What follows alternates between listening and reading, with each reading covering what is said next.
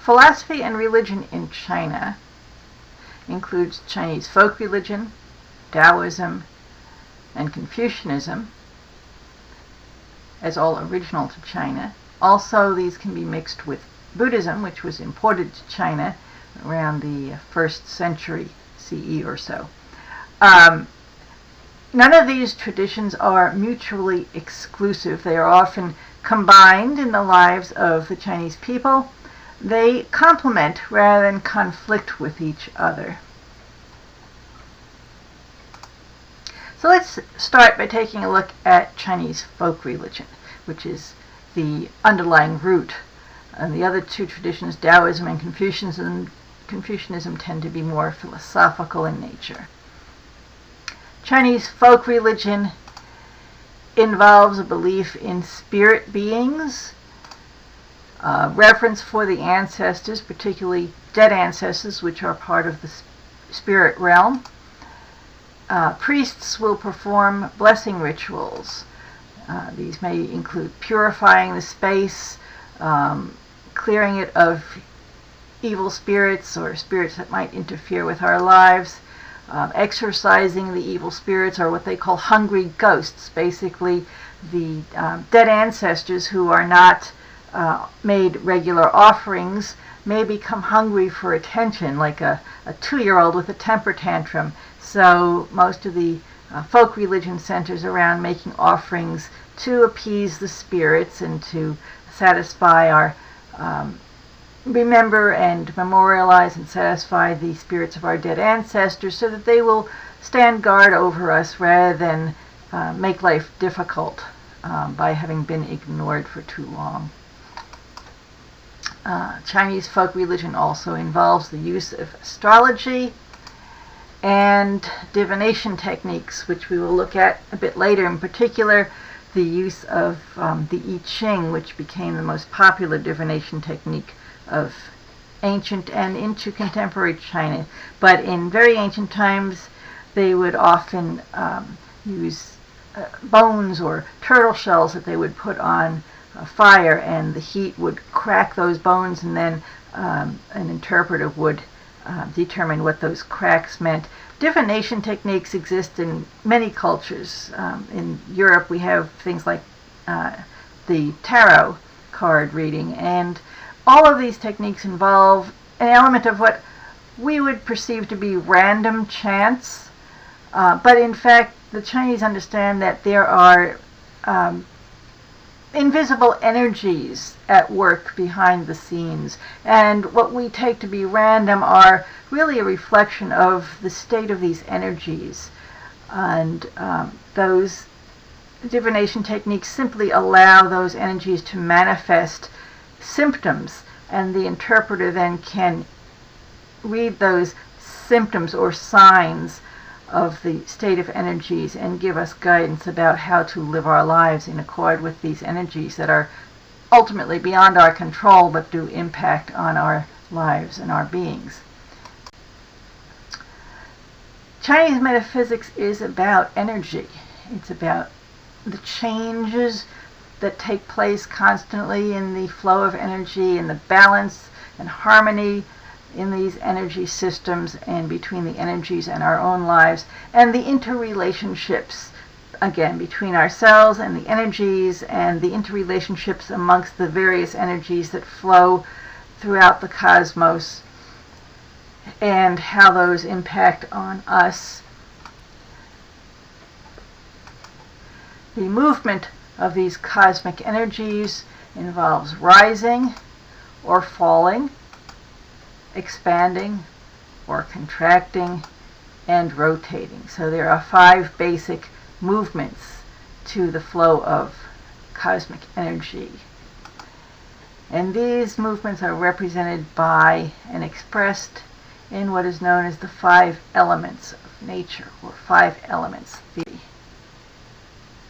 These 5 elements have a productive cycle: fire, earth, metal, water, and wood. And in the productive cycle, they can help to produce each other in relationship or enhance. So we find that fire produces earth. When it burns things, it creates ash, which becomes part of the earth. And in the earth, we find ores of metal. And metal can, if it gets cold, the moisture in the air will condense and produce water. Water, in turn, of course, nourishes the plants and the trees, which produce wood, which in turn provide fuel for fire. So in this relationship, we see how they help produce and enhance one another. But in a different relationship, they become a destructive order. The destructive cycle, we find that fire will melt metal, which in the form of an axe can chop wood. Wood can dam up the earth, and the earth can dam the flow of water. Wood, if you imagine a tree and the roots just moving into the earth and pushing the earth out of the way, earth in turn can build up and dam the flow of water so water doesn't flow, and of course water will put out a fire. So the same elements in one relationship in relation to one or another either produce or destroy, enhance or reduce. And this becomes important because we always want to maintain balance and between these energies that these elements represent. So if there's too much of one or too little of one, we can use the other elements to help enhance as needed or reduce as needed.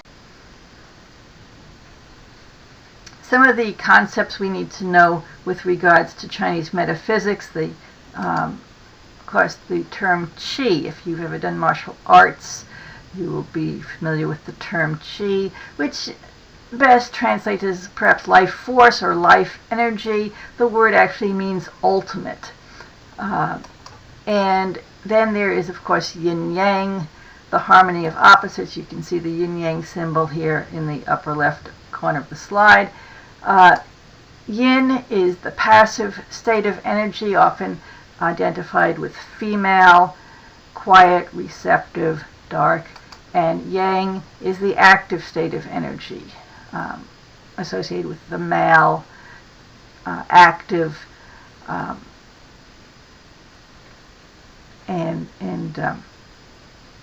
so together they create the Yin-Yang symbol. It's a mistake in many Western minds to think of this as good or bad or good versus evil. In fact, what's good is that the two opposites are balanced and in harmony, working together. What's bad is if one is too powerful and the other too weak. So this is where the five elements theory comes in, is that they can help enhance and rebalance the yin-yang. So what's good is being in balance and having the opposites working together as a whole.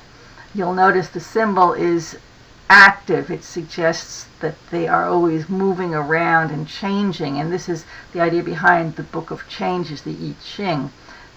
So we'll see how that comes into play as well. Yin-Yang is used as the basis for the I-Ching. It is also used along with the five elements theory in some other practical applications, which we'll see in a few minutes.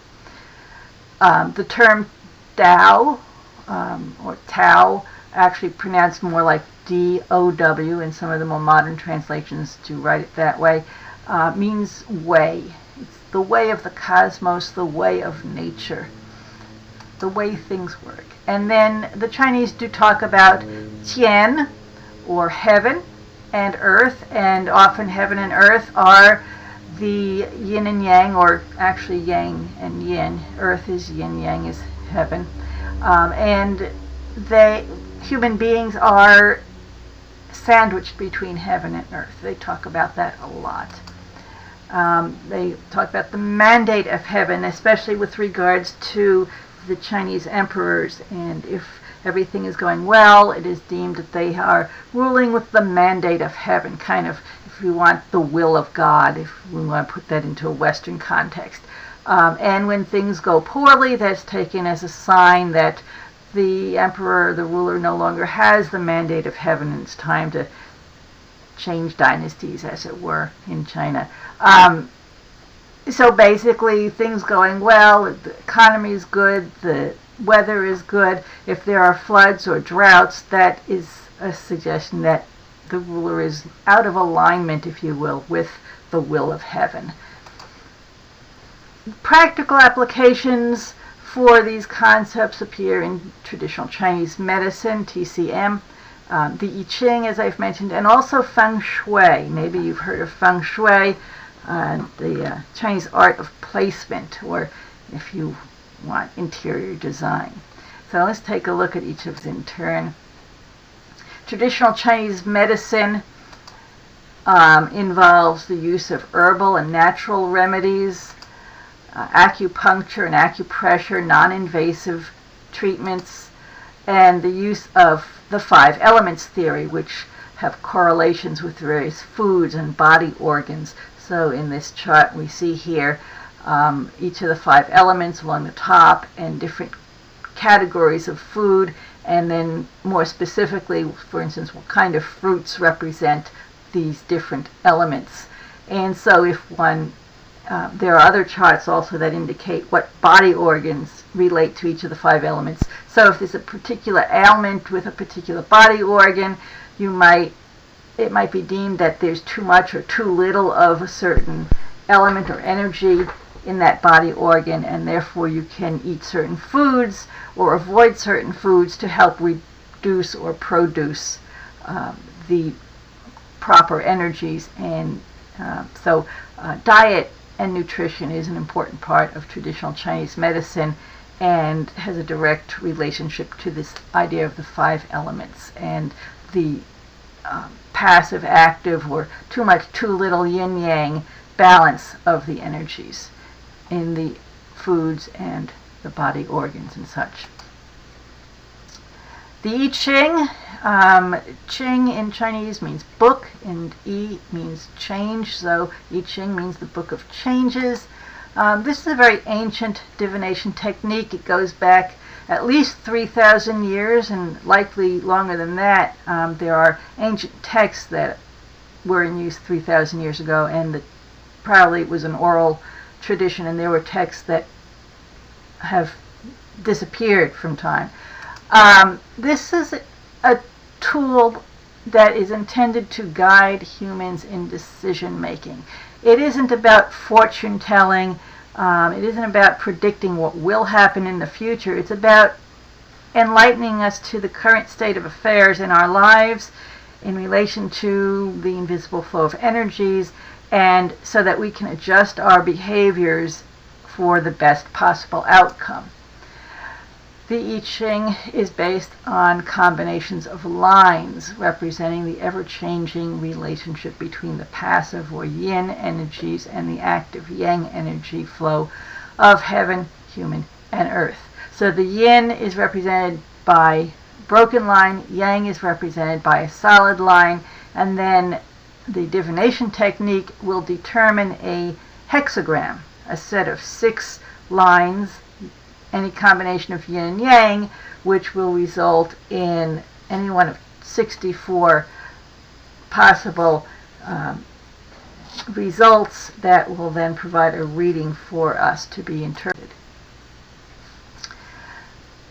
So each of these lines is combined, creates a combination of 3 lines, and if you do a little math, you'll realize that there's 8 possible combinations of all broken or all solid or some mix of the two. So any combination of yin and yang, it might be all, in the case of heaven, you see it's all yang lines. In the case of earth, it's all yin lines, and then other combinations. So there's 8 possible ways to combine these yin and yang lines in groups of 3. And when we use the I-Ching tool, we actually divine 6 lines, so combination of 2 trigrams. The upper line represents the energy state of heaven as being active or passive, yang or yin. The middle line represents the energy state of the human, again active or passive, yang or yin. And the lower line, the energy state of the earth, active or passive, yang or yin. So in this example, we have the energy state of heaven is active, powerful in its yang state, and the human and the earth energy are in a passive position. Dividing the I Ching, we end up with 2 sets of trigrams that are divined to create then a hexagram, and they're created from the bottom up. And there are various techniques of discerning the lines. The use of coins is easy, or sticks, yarrow sticks in traditional China, and there can be very complex ways and mathematical calculations to determine each line, but you end up with possible 64 hexagrams. And then you use the I Ching text to get the reading, to discern the meaning of the hexagram that you've ended up with. Any additional meaning for changing lines, in other words, energies that are on the verge of changing. If you think of the yin-yang, the shift of energies as a seesaw, where they can be balanced, or one can be higher than the other, and then they come back to balance, and then it shifts, and the other one has the upper hand.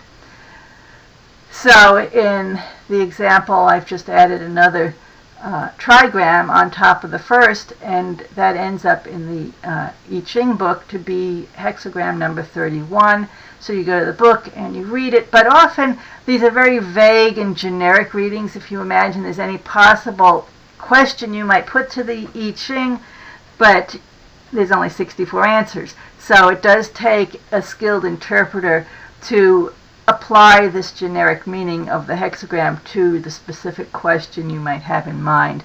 The kind of questions to ask with the I Ching are not along the lines of what will happen, like will I get married this year. That's not the sort of thing you want to ask. But if you're in a relationship with someone and you want to know if this is the person that you will or should stay with. So the question should be, what should I do in this situation? Should I, and sometimes the advice is to wait it out and see what happens. Sometimes the advice is that, you need to let it go and move on.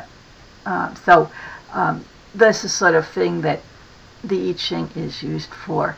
In ancient times, this would have been something that the priests or the advisors to kings would use with the kings, but these days ordinary people consult the I Ching as well. There are plenty of I Ching workbooks in our own bookstores, or even online resources that you can use if you want to play around with this and just see how it works for you.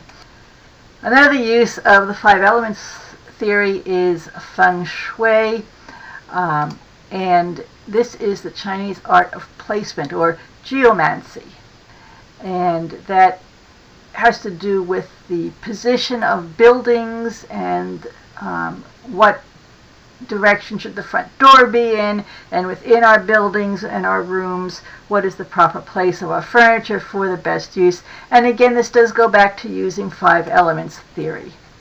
The words Feng Shui mean wind and water.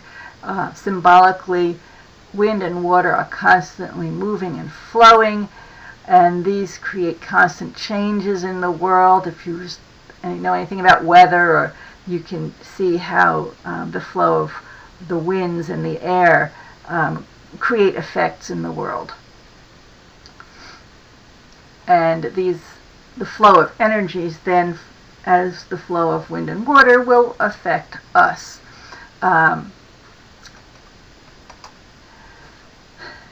I said, this does use the 5 elements as well as the 8 directions of the I Ching, the 8 trigrams, and they put these together in what they call a bakwa tool, which you see displayed in the upper right here.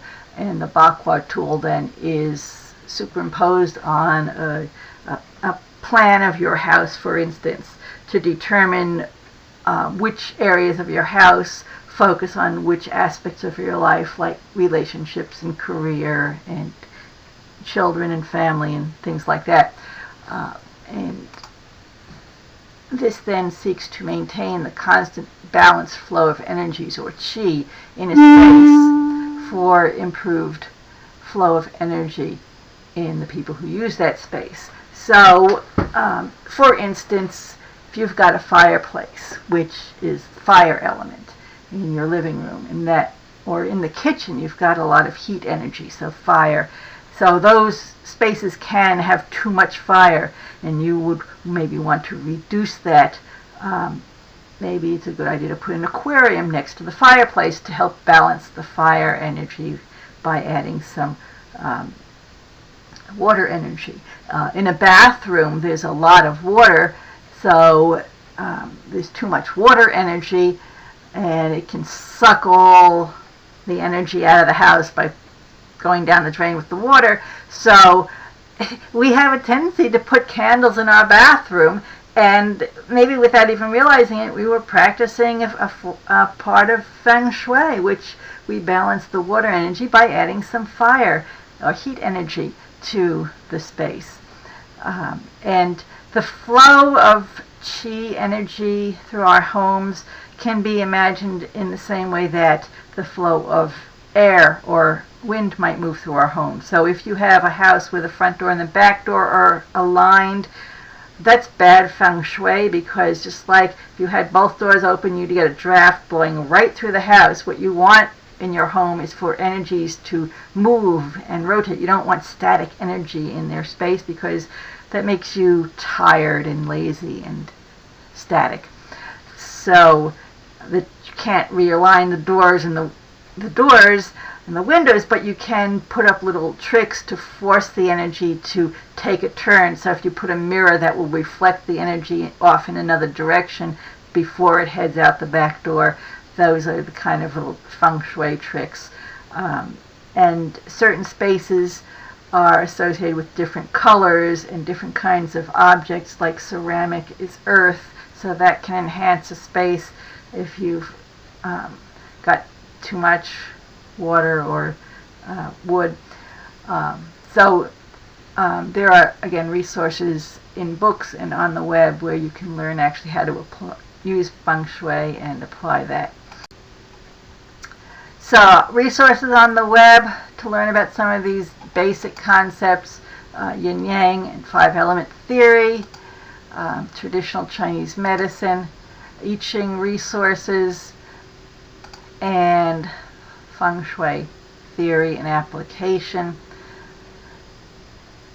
One thing to note at this point is we're not talking about Taoism or Confucianism. These are concepts of Chinese philosophy and folk religion and Chinese practices in general that are embraced by all the other philosophies of China.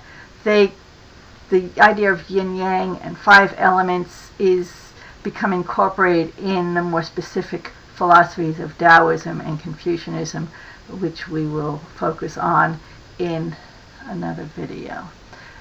So I'll leave you with that at this point and let you go.